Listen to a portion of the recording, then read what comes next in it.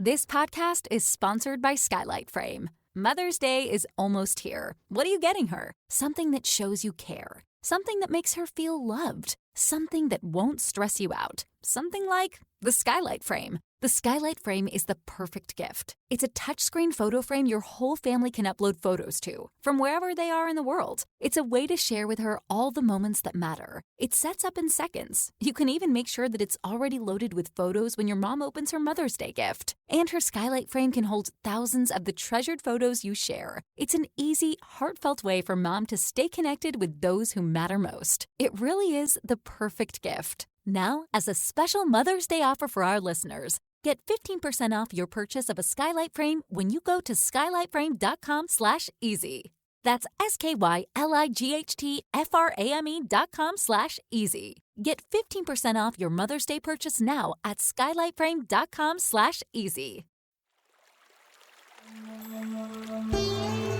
Hi everyone, I'm Deb Flashenberg. Welcome to Yoga, Birth, Babies, a podcast produced by Prenatal Yoga Center. We will be diving into everything prenatal yoga, birth, and baby related, hoping to inspire, educate, and empower you through your journey into motherhood. Thank you for listening.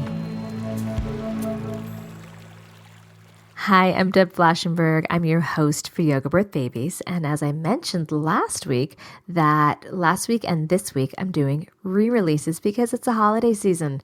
And every holiday, I do my favorite thing. I go to the beach. And that is likely where I am right now as you listen to this. On the beach, sand between my toes, listening to the waves, watching my kids, or every now and then in the water, playing with my kids. Truly the highlight of my year, being at the beach. So I'm just visualizing the sun right now. Okay, so I picked through my archives of some of my favorite podcasts. And as I was going through, I found one I hadn't addressed in a while, Big Babies with Rebecca Dekker.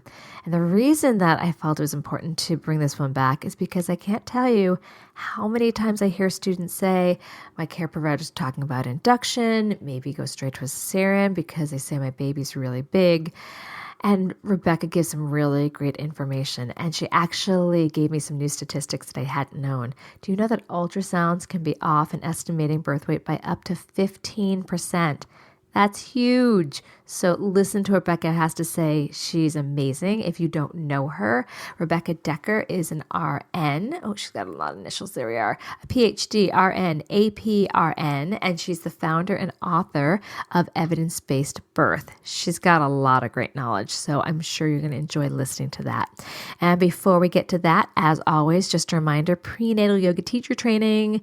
We're winding up for the year. We've got, by the time this comes out, we'll already be about to start our Willow Street Yoga in Washington, D.C. That means there's 2 left, one for New York in the spring, one for Richmond, Virginia in the spring. Keep an eye out. Caprice and I are doing a new training over the summer for postnatal and baby me yoga. Yay, super excited about that. The online course, Who's Afraid of the Pregnant Yogi, for the yoga teacher who wants more support for helping their student in class, their pregnant student, or for the prenatal yoga teacher that just wants some new information and inspiration. And I think that's it. Please leave a rating and review if you haven't already. It's appreciated and helps people find us.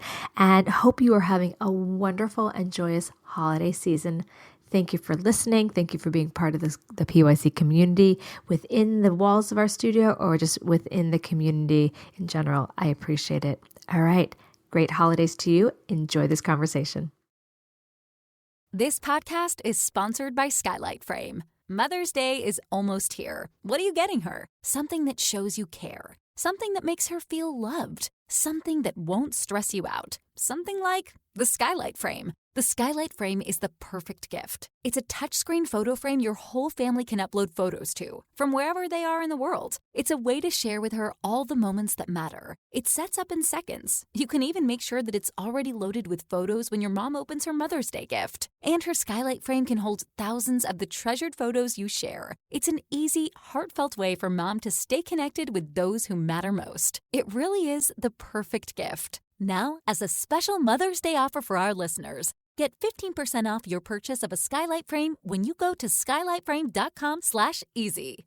That's SKYLIGHTFRAME.com/easy. Get 15% off your Mother's Day purchase now at skylightframe.com/easy. Thank you for spending your time with me today and talking a little bit about some of your work you do. Thank you, Deborah. It's so great to be here. Thanks. So as a researcher, can you talk a little bit about your process and approach to writing your articles for evidence-based birth? Sure. So one of the first things I do is first I ask people what topic they'd like me to write about. And then I kind of write down my own personal feelings about that topic. That helps me be aware of my biases, and which will hopefully help lessen bias during the writing process. Because if you're aware of it, then you can try and control that bias. And then me or one of my co-authors will do a literature review. We usually use PubMed to do our searches. And we choose the keywords that we're going to use and the inclusion criteria. So we're basically following the same steps you would if you were doing a systematic literature review. And so we look for the different types of evidence. We look through the titles, the abstracts. We download the articles if we think they look relevant. We read all of them. We read the reference list of each article. And then we read about the topic using other sources as well. So we may look at the guidelines that are on that topic, or we may use other reviews of the literature to look at what they found. And then we start writing the article, and we make sure that every factual statement we write has a backup reference, a solid evidence-based reference. Yeah, I've been really thrilled with looking at your stuff for the last few years because it's very solid. I feel like when I look at that and I use that for my own writing, I know that it's been researched. I know it's not just opinion. And so it feels very good to use that, as well as very credible to give to my students. So I thank you for doing all that work. It takes the pressure off the rest of us. It can take anywhere from 6 months to a year to write a new article, and it can take anywhere from 3 to 6 to 9 months to update an article. Wow. So right now we are updating the article on eating and drinking during labor. We're also updating the article on Friedman's curve and failure to progress. And that is it's an extensive process because we want to make sure we haven't missed anything new that's come out. And it's a ton of work. So for today's topic, I want to dive into an issue about big babies because I hear it from my students all the time. And again, I know that you do the research. I know you come at it unbiasedly. So can you explain what that means and how common it is? Yeah, so about 1 in 10 babies is born big. There's lots of different definitions for what is a big baby. The technical word is macrosomia, which means big body. And about 9% of babies who are born at term weigh 8 pounds, 13 ounces, up to 9 pounds, 15 ounces. And then about 2% are born weighing 9 pounds, 15 ounces or more. Those are sometimes called extra big babies. So if you've had one of those, you can feel really proud of yourself. So overall, it ends up being about 1 in 10. So it's the minority for sure. It's not super common. It does happen, but it's many women are told that they have big babies, even if they're not pregnant with one. Yeah, that's basically what I want to go into today because, as I mentioned, my students will come at me very concerned. I'm having a big baby. I'm measuring big, and it really freaks them out. And then they start to panic. So what are some of the factors needed to be considered when determining a big baby? I know gestational diabetes tends to lead to that. What are some of the other things that might be a deterring factor? Well, the interesting thing is if you have gestational diabetes, but you manage it and it's treated and you keep your blood sugars under control, your risk of having a big baby goes down to what a normal woman's risk would be. Oh, that's great. So that's the good news about gestational diabetes. But what we know is that about, I think it's 1 in 3 women are told they're having a big baby. So it's obviously a lot more than the 1 in 10 that actually have one. And so the problem is that it's just really hard to predict a big baby. And even if big babies do lead to more problems, ACOG just this week came out with a new practice statement guideline on big babies. And they said basically their number one conclusion is that trying to predict a big baby is very imprecise, was the word that they used. It's just incredibly difficult to determine what your baby is going to weigh while they're still in utero.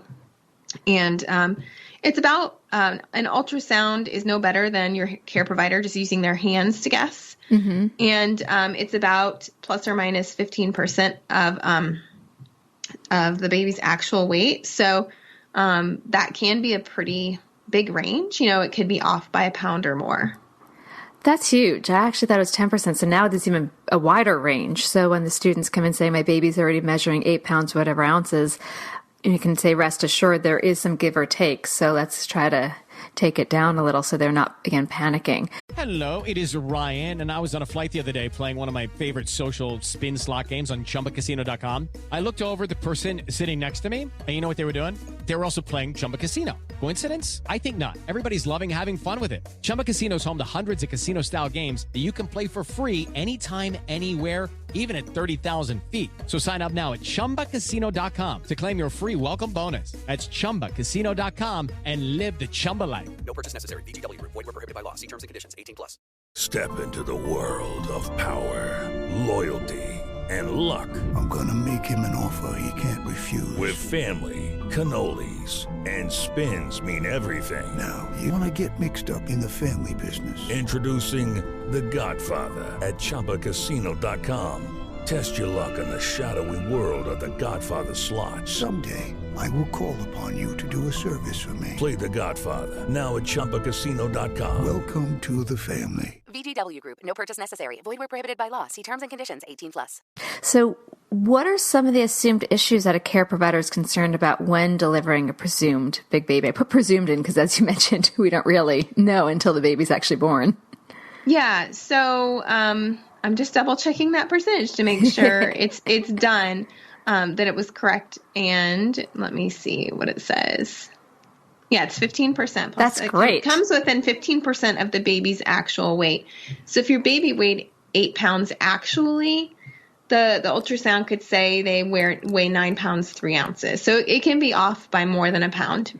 That's huge. That's a really big difference. Yeah. So, and that's within 98% of the time. So 2% of the time it can be off even more than that, which is about 1 in 50 cases. So, what was your question after? So what are some of the assumed issues that the care provider is concerned about when they're saying, okay, you're having a big baby, you're measuring large, we want to induce? What are they concerned about with, why wouldn't they let the pregnancy go to full term and just let labor start naturally?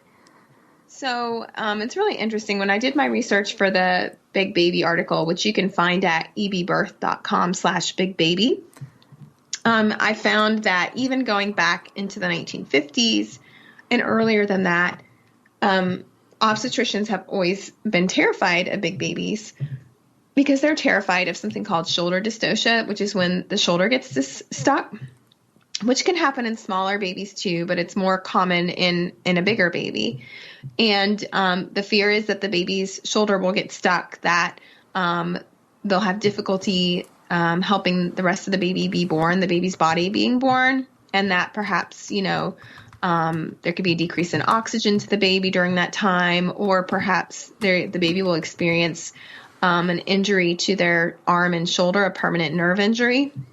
So there's this fear, even though this is not common to have one of those bad outcomes from a shoulder dystocia. Most of the time, a shoulder dystocia can be resolved if the care provider knows what to do. Mm-hmm. But in those cases that it doesn't, people are terrified of it, and there's a lot of fear around it. So that's one of the big things that that's probably the most common thing that care providers are afraid of, which, again, it can happen in any size baby. So really what they've found, though, is research shows that if care providers train and practice how to manage shoulder dystocia, so they have drills and practice it, that this can decrease. And in some cases, they've shown it's eliminated any chance of injury from a shoulder dystocia.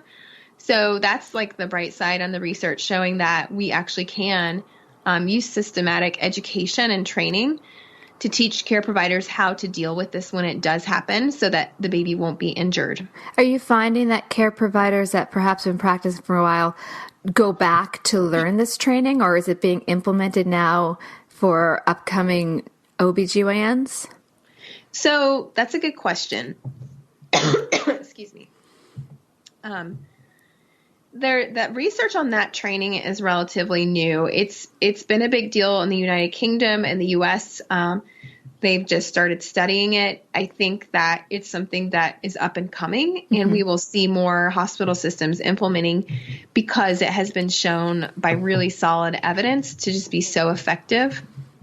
And I mean that it doesn't mean that it'll guarantee that we'll never have a baby injured by shoulder dystocia, but it drastically increases the chances if the staff at your hospital and trained in how to do it, not just individually, but as a team. So that's a big part of the trainings that they've done studies on, is that the nurses, the doctors, the midwives all have to learn how together to deal with this emergency. And that's a good thing that they're learning how to do that. But in many places, they're still not getting that training.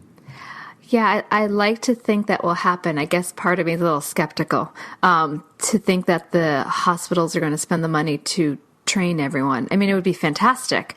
I guess I get a little skeptical when I know that even like delivering vaginal breech births aren't being taught too much right now. So, but I'd like to think that it could happen.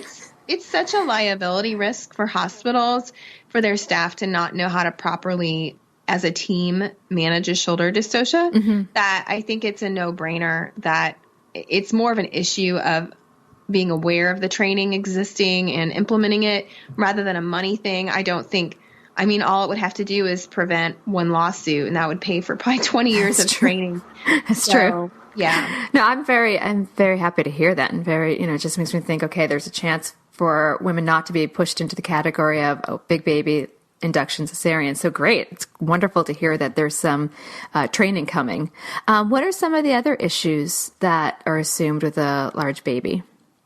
There's just an assumption that there are other problems in addition to shoulder dystocia, that the mothers were more likely to have a severe tear, that the mom's more likely to have postpartum hemorrhage, that the baby's more likely to have other types of birth trauma. And it is true that the rates of these things do go up, although research is somewhat mixed. For example, we don't know for sure if postpartum hemorrhage is due to the fact that it was a big baby or the fact that women are more likely to be induced if they have a big baby, so they have a higher risk of postpartum hemorrhage. And then, of course, you hear some doctors think that there's a higher risk of stillbirth. And as far as I could find, there was only one study on this. And they did find that only in the most extremely large babies, there was an increase in stillbirth. It was about 1 in 500 compared to 1 in 1,000. But your baby has to be in like the 99th percentile for that to happen, for that risk to go up. Actually, most babies who are large have one of the lower risks of stillbirth. So if your baby's in the 91st to 97th percentile, they actually have low risk. So your baby has to be like an extremely, extremely large baby in order for that risk to go up. So. Oh, that's interesting. Yeah, I do hear also women talk about nervousness about what's going to do to their pelvic floor to give birth to a large baby. Is that something you think they need to be concerned about?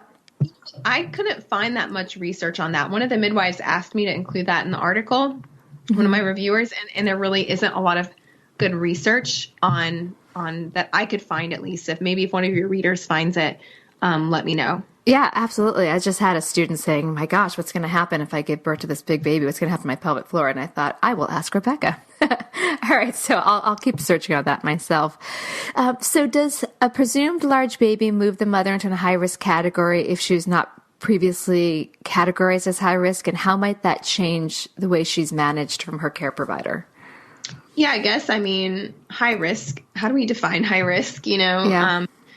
There is no one true definition of high risk. And I would say, just based on the research, that a large baby would not make you high risk. But of course, everything's about perception, right? So if you're viewed as high risk by a care provider who fears big babies, then you are going to be treated like you're high risk. So, this is why a lot of research has shown that it's better to not know what your baby weighs, because if they suspect a big baby, you're going to start kind of down this path that may end in preventable surgery, preventable infections related to the surgery with no improvement in the baby's outcomes. There's been at least 9 studies that have shown that merely suspecting a big baby seems to be the main problem because it makes people treat you differently. So some researchers have even gone out and said, you know, unless there's a medical reason, those late-term ultrasounds just to determine the weight likely do more harm than good because they categorize so many women incorrectly as having big babies that aren't big, but they get treated as if they're big, and so that increases their risk. So then the care provider sees that, hears that, and starts to think, all right, we should start talking induction. I'm guessing that's what that means? Both induction, both cesarean, and the diagnosis of failure to progress, which is a very subjective diagnosis. So if you're in labor and they suspect your baby's big baby, so let's say they think it's 9 pounds, but it's really just 7.5 pounds, but nobody knows that yet. And your labor is progressing slowly because you're a first-time mom and it's normal, they might incorrectly diagnose that as abnormal labor and think that you're not progressing because your baby's too huge to fit through your pelvis. So that's why it's, you know, we never know what your baby's going to weigh till it's born. And if they incorrectly categorize you as having a big baby, it affects not only how they talk to you about your ability to give birth before labor, but even during labor, they can talk to you negatively about your ability to give birth, if that makes sense. Absolutely. And then it's really going to cut the woman's confidence in her ability to give birth. Right. I didn't even think about the implication of, oh, your baby's just too big. We've already determined it. Just can't fit through your pelvis. That didn't even occur to me. That could be a problem. And if your care provider doesn't believe in you and the hospital staff doesn't believe in you, it's going to be really hard for the mom to believe in herself. Yeah. And it does happen. There are babies that are too big to be born vaginally, you know, like that have had life-threatening shoulder dystocias, but those are uncommon. And the main problem is that it's so hard to diagnose. So there's really no good, accurate way to figure out which babies are going to have problems. Right. And as you're saying, it's 1 in 10 that actually are, but 1 in 3 that are already presumed big babies. So there's quite a difference in what's assumed and what's reality. Right. Well, what are some of the options for women who are told by their care provider that their baby is measuring big and suggested to induce early or have a C-section? Well, I mean, there's all kinds of options. Women always have options. Whether or not they're told about their options is a different question. The Listening to Mothers study done by Dekker et al., they found that most of the time when there was a big baby and the talk came up about induction, most of the care providers, you know, talked about the benefits of the induction, but not the risks. And most of the time they recommended the induction. Same thing goes if a cesarean was suggested for a big baby. So women tend to get kind of one-sided counseling when they're told they have a suspected big baby. That kind of leads them towards an induction or cesarean. So you can have the induction, you can have the cesarean, you can wait for spontaneous labor. Those are the basic options, just like you could with any baby, but you may experience more pressure to go in certain directions. So then how would you suggest a woman advocate for herself when her care provider is pushing her perhaps or is into induction or cesarean and has labeled her baby as macrosomia? I mean, I don't know. That's like the $1 million question, right? How do you advocate for yourself in a system that doesn't always respect women's decisions, right to make their decisions about their bodies and their babies? So I would find out ahead of time if your care provider is the kind of care provider who, assesses screens for big babies. Mm-hmm. Prevention is probably the best, outcome if you have gestational diabetes, making sure you're managing it, but then also declining that if there's a non-medically indicated ultrasound, if the only reason for the ultrasound is to check the weight, mm-hmm. to consider to talk with your doctor or midwife about what if I decline this elective ultrasound? And then in the situation that you're in, of course, you always have the right to say no. It's just a lot of people don't realize they have the right to say no, and they may not have the information that they need to make the decision because mm-hmm. they're kind of being given this one-sided information. So it's a really hard situation to be in. Right. No, that's why I was looking to try to find some answers to my students ask. But I like the idea of just, questioning, is this medically necessary to have this ultrasound and to guesstimate what the weight will be? Have you heard of women refusing the ultrasounds? I'm just wondering how the care provider responds to that. That's a good question. I'm sure every care provider would respond differently. I know that in some situations there's more pressure to get that ultrasound than in others. Obviously, if you have diabetes or gestational diabetes, it's probably the ultrasounds are a little bit more accurate in those situations. Mm-hmm. The research shows. So women who have more of a medical reason that might need one would, be a good idea. Trying to think, VBAC is another issue. A lot of doctors will only, quote, let or allow someone to VBAC if the baby is estimated to weigh a normal weight. And so a lot of those women may feel pressured into an ultrasound, but if the ultrasound shows a big baby, then you may lose that support for a VBAC. So it's a hard situation to be in. Yeah, I was just trying to find some information for my students, but you gave some great things for them to talk to their care provider ahead of time about the likelihood. And then, I always think the students should shop around and make sure they're with the right care provider, because you can ask one care provider, what would you do? And they could say, okay, straight for induction. Or the other could say, they could be comfortable and not have the fear, as you mentioned, about shoulder dystocia and other issues. So I guess it comes back to the original idea of making sure you're with the right care provider. Yeah. And if if you're not able to switch, I actually have a role play that I have evidence-based birth instructors that teach these kinds of issues to parents and to other professionals. And we have a role play where the mom's doctor is telling her baby's too big and needs to be induced really early. And so we actually role play it out. Like, how do you talk with your doctor about this? How do you talk to them about the evidence? And we role play it out, and the parents just love it because it gives them like a concrete example of how they can bring the info up, like how they can talk respectfully and remember to keep that common ground as we're all on the same team, like team mom and team baby. And so I think role playing really helps parents understand like what it's like to have these conversations and how you can have them in a respectful, empowering way. That's right. So it's not butting heads. Can you give a little example of what that role play might sound like? Sure. Let me just pull it up real quick. Okay, so the role play that I wrote for my instructors is actually the role play with the doula and the mom, talking about the situation and how the doula can coach the mom in, like, how do you bring up the topic and, how do you, what should you bring to the appointment? Like, which evidence should you bring to talk with them?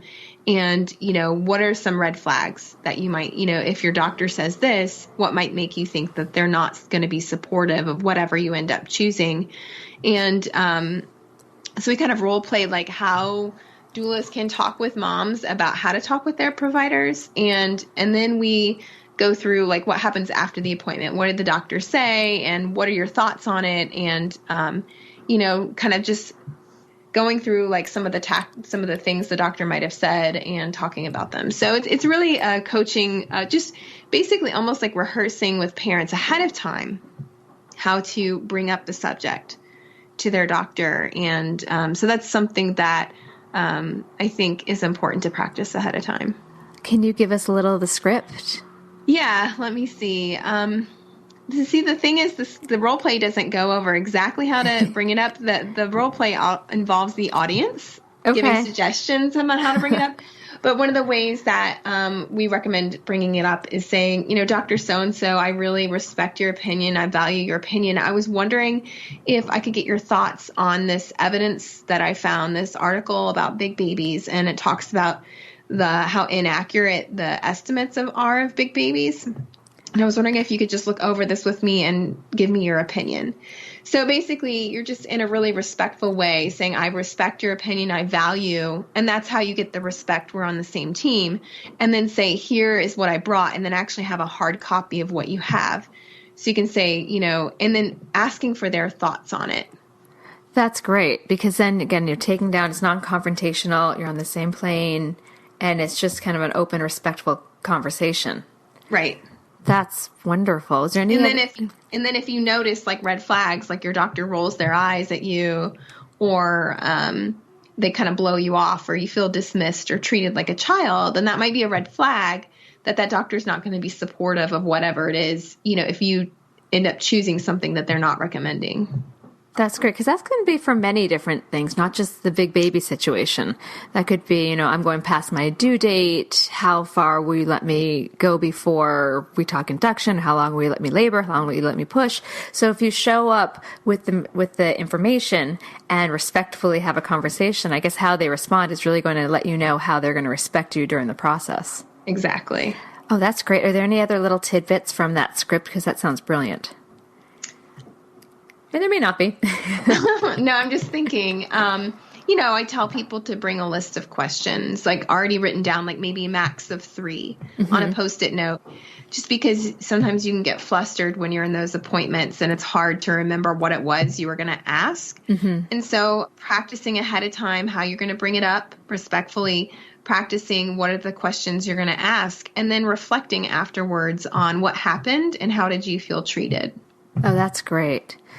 Yeah, so you're not making a snap judgment on the moment. You can go home, kind of digest it and think, oh, that's wonderful. Right. Do you have any final tips that you want to offer to our audience about dealing with big babies, really? Anything that you think would be useful for them to know? I mean, big babies are hard because it's kind of a conundrum, right? Like, there can be big babies that can cause problems. Not that the babies themselves are being troublesome, but that there are health outcomes related to it. And again, I think it just goes back to over and over, the professional guidelines, the research have said over and over, yes, a small percentage of babies have these issues because they're big, but we can't predict which babies are going to be big. And that's kind of the problem. So, trying to not find out how big your baby might be weighing might be helpful. Is just probably the best way. It's a clinical conundrum, and it really takes a respectful relationship with your care provider to talk through these issues and shoot high, aim for a provider who is willing to talk with you and wrestle through these issues and is open to talking about the research evidence. And if all else fails, print off the ACOG guideline or the summary of their guideline and bring it with you to the appointment where it says induction is not recommended. I think a lot of care providers are so busy, it's really hard to stay up to date on what is the most recent practice guideline from their organization. So having that copy in hand might be helpful if you're wanting something that's different from what your doctor is used to providing. That's great, especially if they're showing up the ACOG guideline, because that's kind of their main place for information, the doctors. So We're hoping that they're going to follow that. I had one small question. So you were saying that induction's not recommended. I'm assuming that's because they're concerned about failed induction. Induction, it was interesting. I thought maybe the ACOG statement would maybe lean a little bit more towards induction, but I just got it in the mail like 2 days ago, and it did not. There was a big study that just came out. This says very, very early induction might decrease the risk of the shoulders getting stuck. So you're talking about 37-week inductions, which is very, very early.